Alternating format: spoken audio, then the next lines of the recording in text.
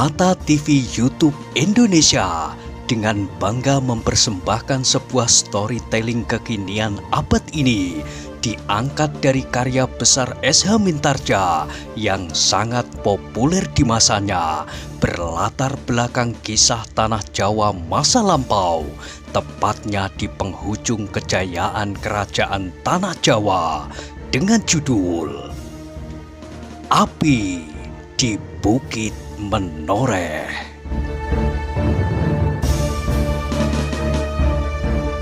Pada kesempatan yang sangat baik ini, kita masuk pada episode yang ke-109.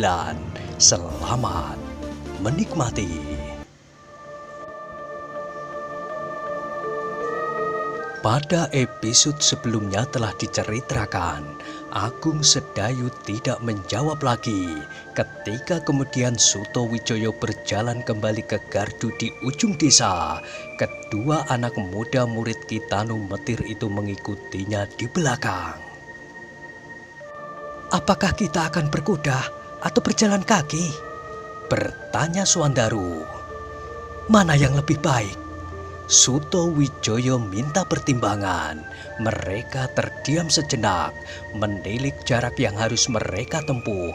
Maka kuda akan membantu mereka, tetapi mengingat hutan-hutan yang mungkin terlampau sulit untuk ditembus, maka lebih baik bagi mereka apabila mereka berjalan kaki, sebab kuda-kuda mereka pasti hanya akan mengganggu di sepanjang perjalanan di hutan-hutan belukar itu. Ketika kedua kawannya tidak menyahut, maka Suto Wijoyo itu pun akhirnya memutuskan, "Kita berjalan kaki, mungkin kita akan memerlukan waktu seminggu, tetapi kita pasti akan sampai. Tetapi apabila kita pergi berkuda, maka kita akan terhalang di hutan-hutan belukar, atau kita akan melepaskan kuda-kuda kita. Mungkin kuda-kuda kita itu akan diterkam oleh binatang-binatang buas. Karena itu lebih baik kita berjalan kaki." "Baik," sahut Suwandaru Geni. "Kita berjalan kaki. Bagaimana Kakang Agung Sedayu?" Meskipun hatinya masih ragu-ragu, namun Agung Sedayu menganggukkan kepalanya sambil menjawab, "Baik, kita berjalan kaki."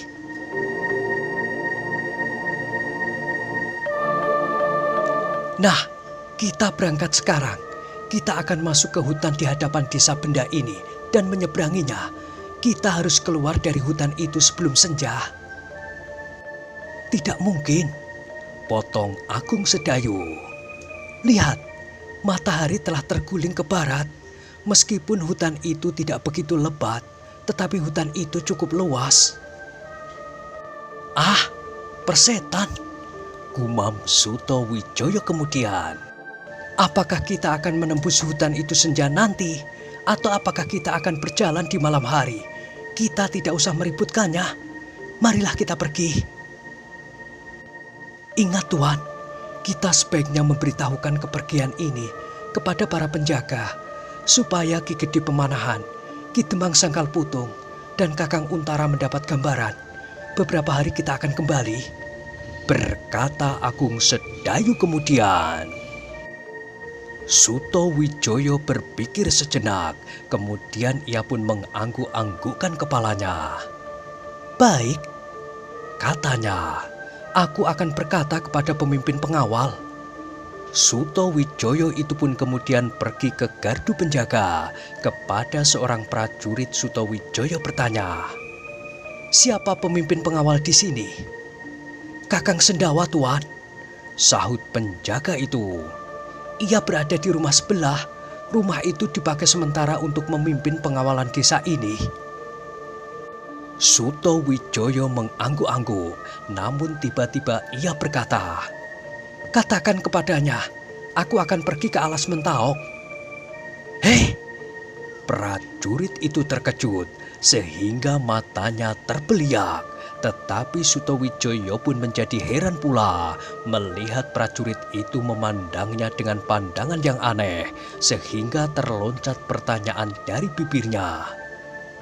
"Kenapa kau memandangku seperti melihat hantu?"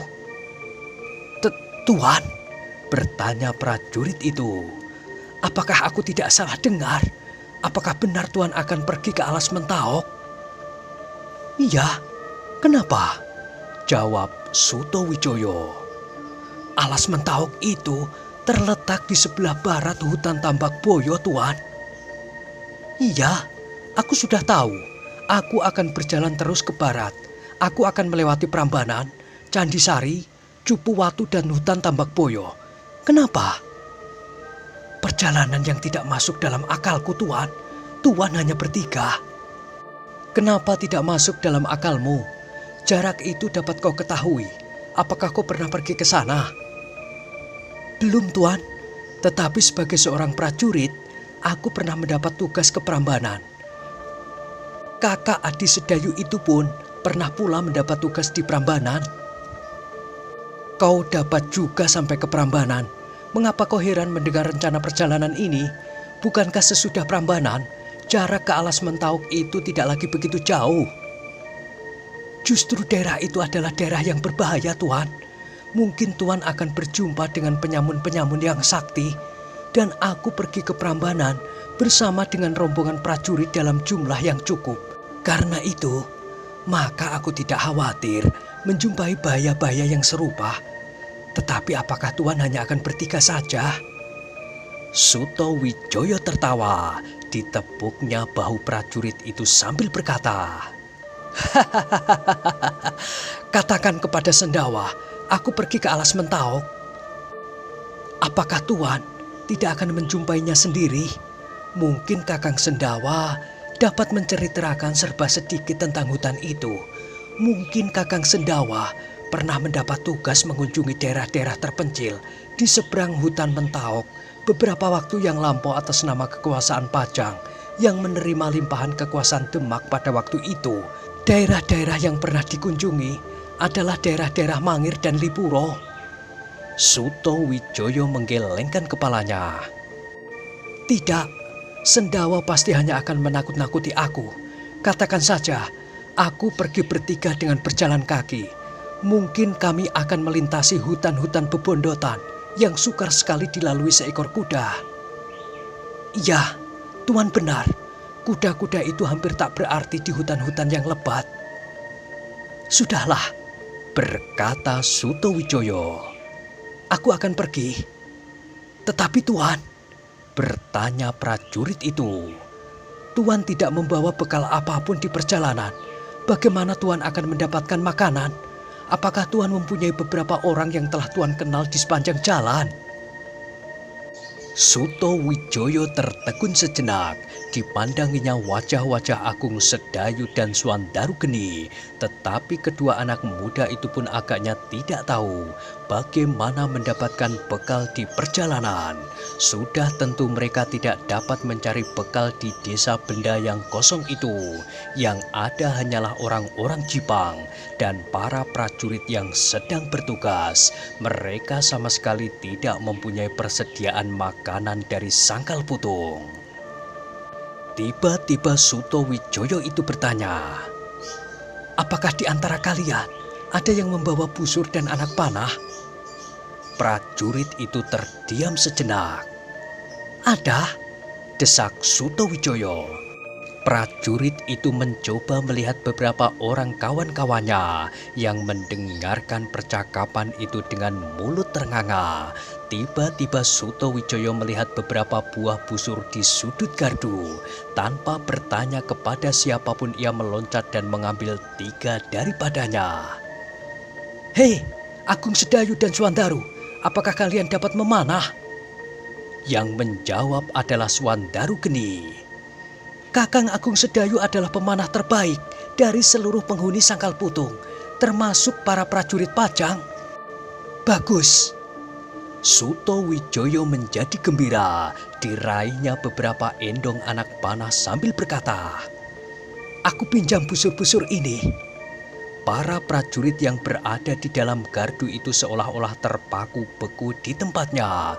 Mereka tidak dapat berbuat apa-apa. Mereka hanya melihat Suto Wijoyo mengambil 3 buah busur dari 5 persediaan busur di gardu itu, beserta 3 endong penuh dengan anak panah. Mereka kemudian melihat Suto Wijoyo meloncat keluar sambil membagikan ketiga busur itu kepada Agung Sedayu dan Swandaru Geni. Kalian tidak akan mendapatkan musuh lagi di sini. Biarlah senjata-senjata ini kami bawa ke Alas Mentaok, berkata Suto Wijoyo kepada para prajurit pajang itu. Sebelum mendapat jawaban, maka Suto Wijoyo segera mengajak kedua kawannya itu berjalan meninggalkan desa Benda menuju ke arah barat, Alas Mentaok. Perjalanan itu bukanlah perjalanan yang ringan. Jalan yang harus mereka lewati adalah jalan yang sulit dan jauh. Dengan anak-anak panah ini, kita akan mendapatkan bekal di sepanjang jalan, gumam Suto Wijoyo. Apakah kita akan menyamun atau memeras sambil menakut-nakuti orang dengan anak panah? Bertanya Swandaru. Suto Wijoyo tertawa terbahak-bahak sehingga tubuhnya berguncang-guncang. Agung Sedayu yang segera menangkap maksud Suto Wijoyo pun tersenyum. Kenapa? Bertanya Swandaru heran. Aku belum pernah menyamun orang, berkata Suto Wijoyo di antara derai tertawanya. Lebih baik kita menyamun kijang atau menjangan. Oh, Swandaru tersenyum sambil menundukkan kepalanya. Pipinya yang gembul itu pun menjadi kemerah-merahan. Ternyata ia tidak cepat menangkap maksud Suto Wijoyo dengan busur dan anak panah itu yang akan menjadi alat berburu yang baik. Sesaat kemudian ketika anak-anak muda itu terdiam, mereka berjalan dengan cepat ke arah barat. Di belakang mereka pedesaan Benda seolah-olah berjalan mundur, sedang gerumbul-gerumbul jarak yang liar di hadapan mereka pun menjadi semakin dekat. Di belakang semak-semak itu akan terbentang sebuah lapangan rumput yang tidak begitu lebar, dan di seberang lapangan itu mereka akan mendapatkan sebuah hutan yang cukup luas meskipun tidak terlampau lebat. Di langit matahari telah melewati titik puncaknya dan dengan perlahan-lahan turun ke cakrawala.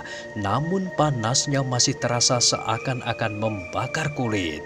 Suto Wijoyo, Agung Sedayu, dan Swandaru berjalan tanpa berpaling lagi. Panas matahari telah memeras keringat mereka sehingga seluruh pakaian mereka menjadi basah. Kulit mereka yang menjadi semerah tembaga menjadi berkilat-kilat karena keringat dan debu yang melekat.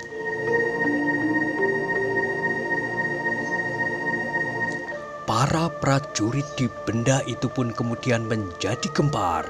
Cerita tentang Suto Wijoyo dan kedua anak muda yang telah mereka kenal dengan baik, yaitu Agung Sedayu dan Swandaru Geni, benar-benar menimbulkan berbagai pembicaraan. Ada yang menjadi cemas, ada yang menjadi heran, dan ada yang menjadi kagum karenanya. Sendawa yang kemudian diberitahu pula tentang kepergian ketiga anak-anak muda itu terkejut sekali. Katanya, "Apakah kalian tidak mencoba mencegahnya?" "Aku telah mencobanya," jawab prajurit itu. "Tetapi mereka tidak mendengarkan." Alas Mentaok adalah hutan belukar yang luar biasa lebatnya. Binatang-binatang buas masih berkeliaran. Dan bahkan di sekitar hutan yang liar itu masih banyak didiami oleh penjahat-penjahat yang sepuas binatang-binatang di dalam hutan itu. Aku sudah mengatakannya. Sendawa menarik nafas dalam-dalam, tetapi kemudian ia bergumam. Mudah-mudahan mereka tidak memasuki hutan itu. Mudah-mudahan mereka berhenti setelah mereka melihat wajah Alas Mentaok.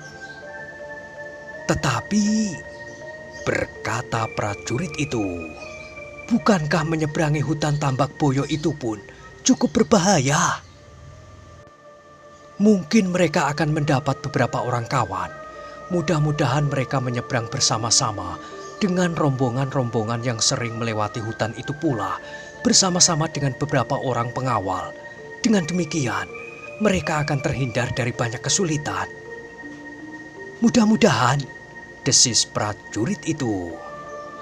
Meskipun demikian, kita harus memberitahukannya kepada para pemimpin prajurit Pajang di Sangkal Putung, bahkan kepada Ki Gede Pemanahan sendiri. Bukankah Raden Sutawijoyo itu putra Ki Gede Pemanahan? Iya, demikian sebaiknya, sahut prajurit itu. Nah, sekarang pergilah, sampaikan laporan ini.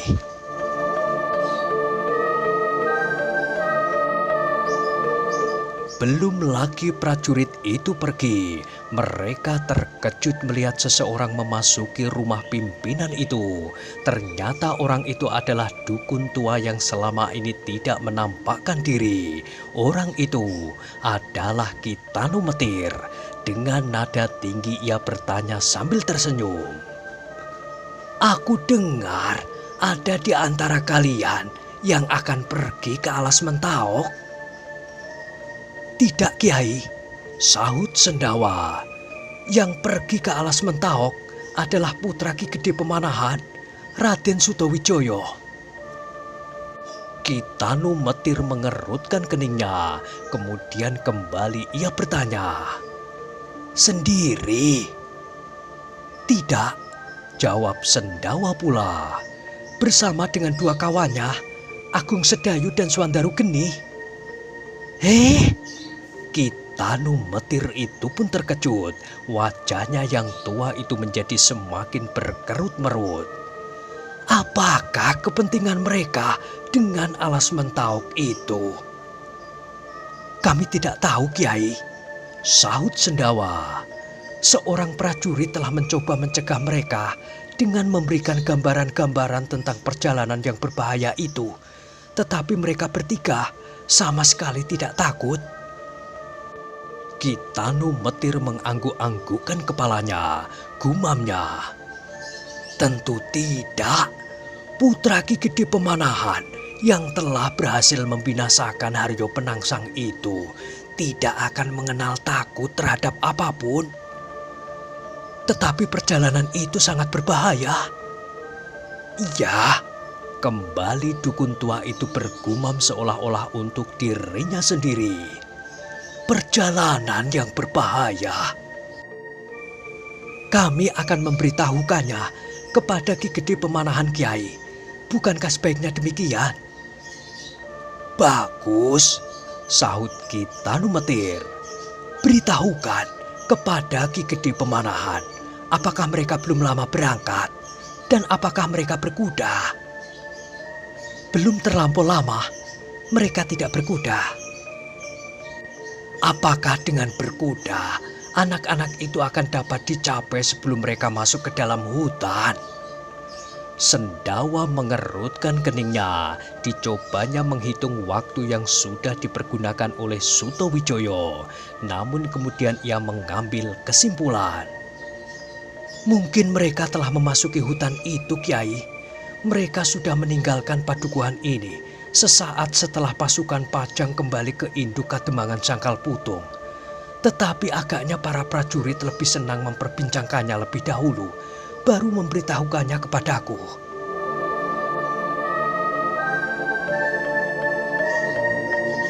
Tampaklah sejenak kecemasan membayang di wajah orang tua itu.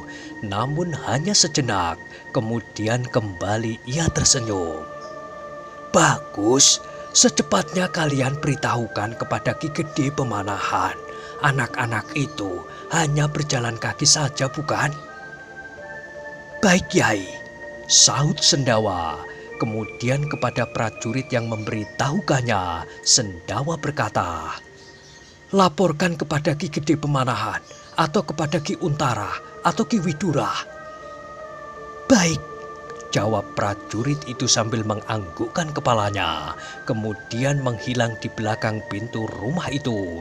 Dengan tergesa-gesa, ia pergi ke belakang gardu untuk mengambil seekor kuda. Para prajurit yang lain yang melihat seorang kawannya berlari-lari mengambil seekor kuda, segera mengetahuinya bahwa prajurit itu harus melaporkan kepergian Raden Sutawijaya bersama dengan Agung Sedayu dan Swandaru kepada Ki Gede Pemanahan, Untara dan Ki Demang Sangkal Putung. Meskipun demikian, salah seorang dari mereka pun bertanya, "Apakah kau akan menyusul anak-anak muda itu atau akan pergi ke Sangkal Putung?" "Aku hanya akan melapor," sahut prajurit itu sambil meluncat ke atas punggung kuda. Sesaat kemudian maka kuda itu pun melontar berlari menyusul pasukan Pajang dan laskar Sangkal Putung yang kembali ke induk Kademangan. Suara kakinya berderap di atas tanah berbatu-batu, mengejutkan para pengawal dan bahkan orang-orang Jipang yang sedang beristirahat di dalam rumah-rumah. Di ujung lorong yang lain, beberapa orang pengawal menghentikannya. Salah seorang dari mereka bertanya, "Kemana kau?" "Menyusul Ki Gede Pemanahan." "Ada sesuatu yang penting?" "Iya, aku harus memberitahukan bahwa putra Ki Gede Pemanahan bersama Agung Sedayu dan Swandaru Geni tanpa setahu Ki Gede pergi ke Alas Mentaok." "Alas Mentaok?" Beberapa mulut bersama-sama mengulanginya. "Iya, mengapa? Tak seorang pun di antara kami yang tahu apa perlunya maka putra Ki Gede itu pergi ke Alas Mentaok." Para pengawal itu tidak bertanya lagi. Prajurit itu pun kembali memacu kudanya. Derap kakinya melemparkan kepulan debu yang putih ditimpa sinar matahari yang telah menjadi semakin condong ke barat. Dengan tergesa-gesa, prajurit itu berusaha untuk dapat menyusul Ki Gede Pemanahan secepatnya. Ketika telah dilewatinya beberapa padukuhan kecil, maka kemudian dilihatnya ujung panji-panji. Tiba-tiba hatinya menjadi berdebar-debar. Apakah jawabnya nanti apabila Ki Gede itu bertanya kepadanya mengapa putranya itu tidak dicegahnya? Akhirnya kuda itu menjadi semakin dekat. Beberapa orang di barisan yang paling belakang yang lebih dahulu mendengar derap kakinya segera berpaling. Ketika mereka melihat seekor kuda berlari kencang, maka mereka pun menjadi terkejut. "Apakah yang terjadi?" Pertanyaan itu mengetuk setiap dada para prajurit Pajang dan laskar Sangkal Putung. Untara dan Widura yang kemudian mendengar derap itu pula menjadi berdebar-debar. Seperti setiap prajurit yang lain timbul pula pertanyaan di dalam dadanya. Apakah yang telah terjadi? Dalam pada itu terdengar Ki Gede Pemanahan bertanya, "Siapakah yang berkuda itu?" "Seorang prajurit pengawal yang kita tinggalkan di benda Ki Gede," sahut Untara. Ki Gede Pemanahan mengerutkan keningnya. Ketika orang berkuda itu menjadi semakin dekat, maka Ki Gede itu berkata, "Mungkin ia membawa persoalan yang segera perlu kau ketahui, Untara."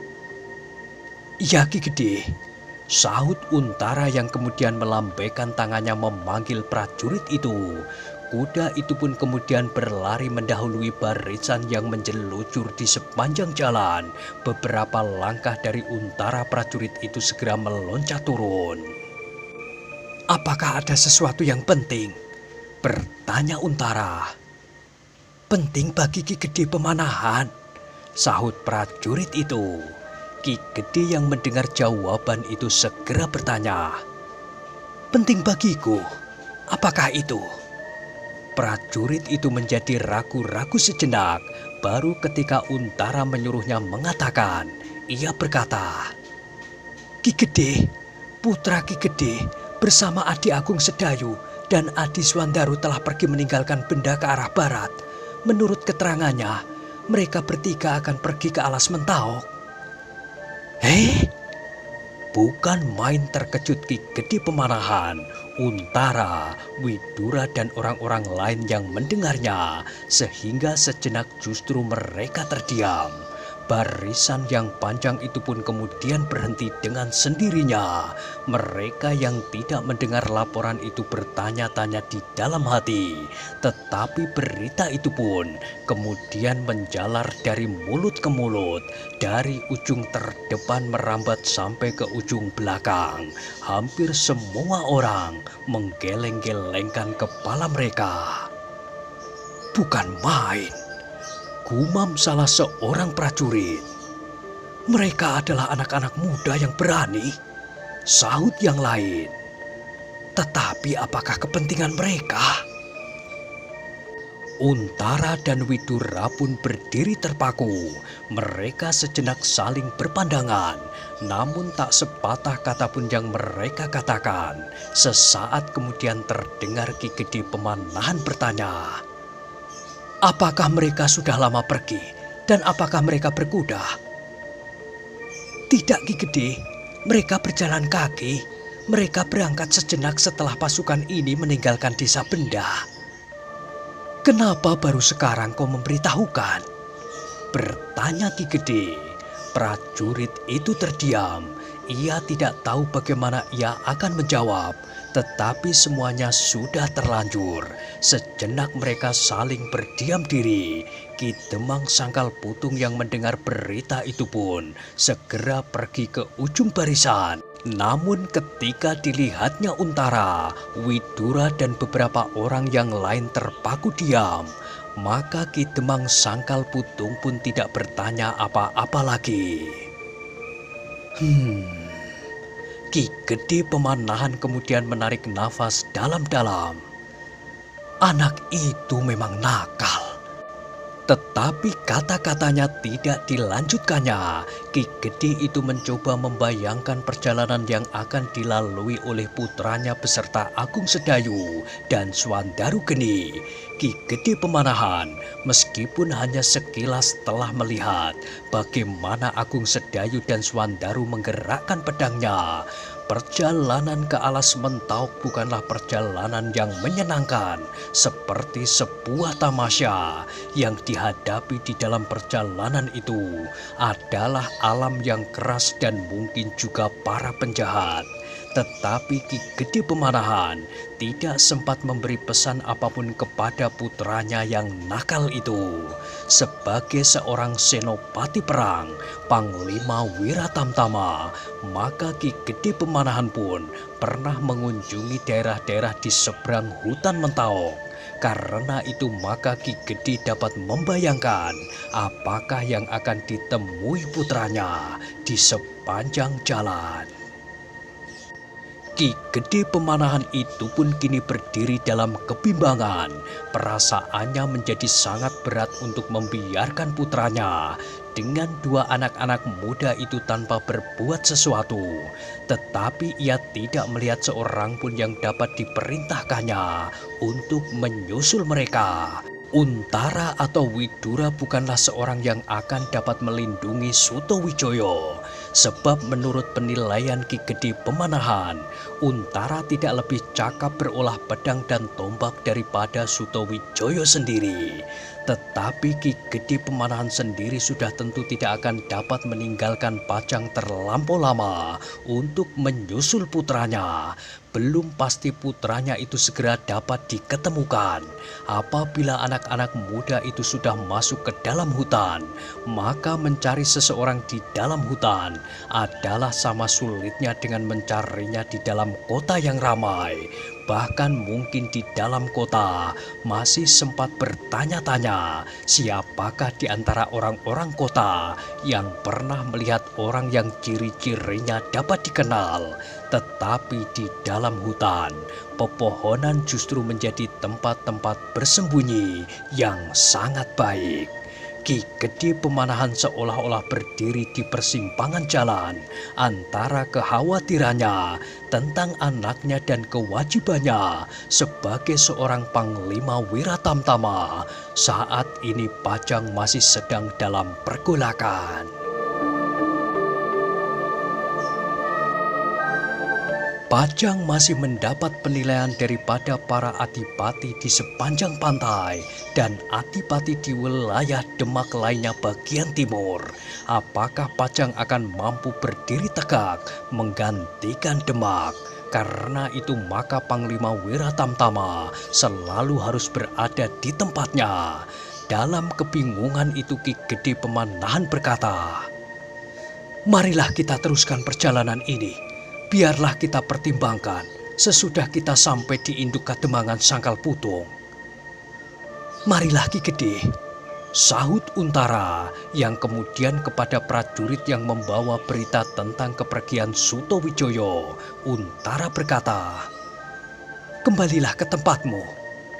Prajurit itu pun menganggukkan kepalanya sambil menjawab, "Baik."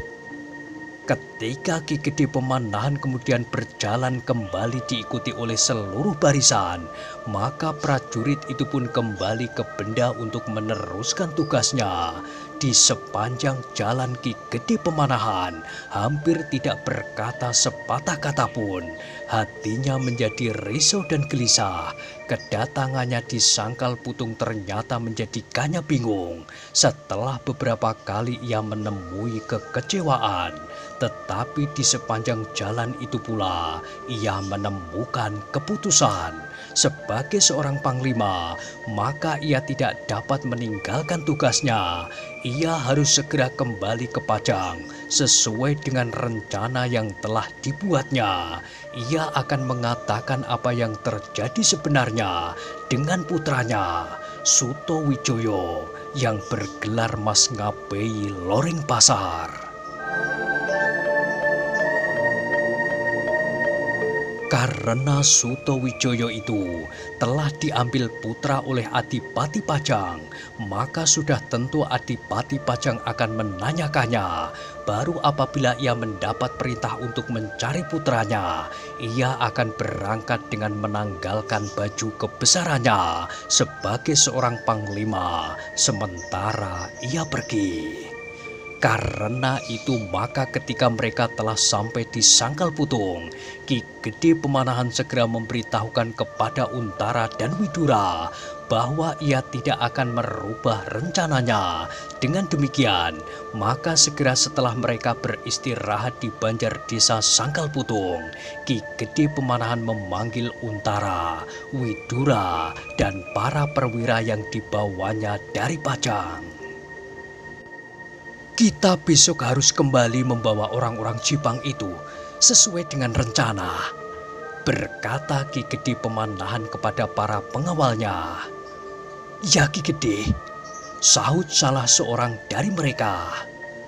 "Tetapi kita harus mempertimbangkan keadaan. Bagaimana dengan pertimbanganmu Untara? Apakah kau dapat menganggap cukup dengan membagi prajuritmu menjadi dua? Separuh ikut aku mengawal orang-orang Jipang itu ke Pajang, dan yang separuh tinggal di Sangkal Putung." "Bagi Sangkal Putung, separuh dari prajurit-prajurit Pajang itu telah cukup untuk melindungi Kademangan ini. Tetapi yang aku cemaskan justru perjalanan Ki Gede. Apabila perjalanan Ki Gede bertemu dengan Laskar Tambakwedi dan Sono Keling, kita belum tahu pasti apakah orang-orang Jipang yang sudah menyerah ini tidak akan terlibat dalam pertempuran itu. Meskipun mereka tidak bersenjata, tetapi jumlah mereka cukup banyak untuk menentukan keadaan," jawab Untara. Ki Gede Pemanahan mengangguk-anggukkan kepalanya. Ia sependapat dengan Untara. Karena itu maka katanya kemudian kepada perwira bawahannya yang dibawanya dari Pajang, "Dua di antara kalian malam ini kembali ke Pajang. Kalian harus melaporkan keadaan kami di sini. Tetapi ingat, jangan kau katakan apapun tentang Sutowijoyo. Aku sendiri yang akan menyampaikannya kepada Adipati Pajang." Kemudian Mintalah kepada Adipati supaya memberi izin membawa 50 prajurit berkuda Wiratamtama untuk membantu pengawalan orang-orang Jipang itu. Dengan demikian, kita terpaksa menunda saat kembali ini dengan semalam lagi. Baik Ki Gede, sahut perwira itu. Kedua orang di antara kami akan segera berangkat sebelum gelap. Demikianlah, maka segera mereka menentukan 2 orang di antara para pengawal itu untuk kembali ke Pajang. Sementara itu mereka telah mempergunakan waktu beristirahat sebaik-baiknya. Para prajurit yang lain pun segera bertebaran di tempat masing-masing di Banjar Desa dan yang lain ke Kademangan dan rumah-rumah yang ditentukan.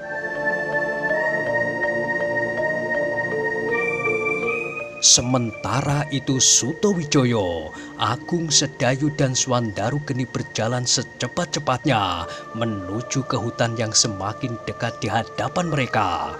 Sutowijoyo masih merasa cemas kalau ayahnya datang menyusul mereka, sehingga apabila mereka telah berada di dalam hutan itu, maka kesempatan untuk menyembunyikan diri menjadi lebih besar. Matahari yang merangkak di langit kini menjadi semakin rendah. Cahayanya tidak lagi terasa membakar kulit. Tetapi karena mereka berjalan ke arah barat, maka mereka pun kini menjadi silau.